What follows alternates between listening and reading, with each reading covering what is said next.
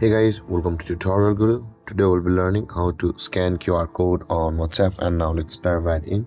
Now to scan a QR code on WhatsApp, first open up your WhatsApp on your phone. And in order to scan your QR code from over here at the top right corner of the screen, you can see the three dotted icon. Tap on it and tap on settings. And at the top of the screen you can see your name over there and your phone number, and just beside that there is a QR code icon. Tap on it and this kind of interface will appear where you'll be able to scan your QR code. Now you can see the my code and the scan code option available for us over here.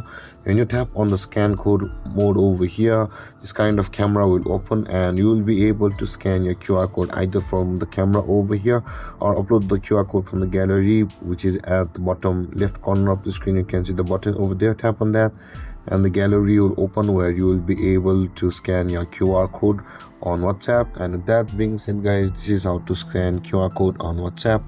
And if you have any confusions or questions regarding the topic, feel free to comment in the comment section below, and don't forget to like, subscribe and hit that bell icon for more videos. Thank you for watching guys. Peace.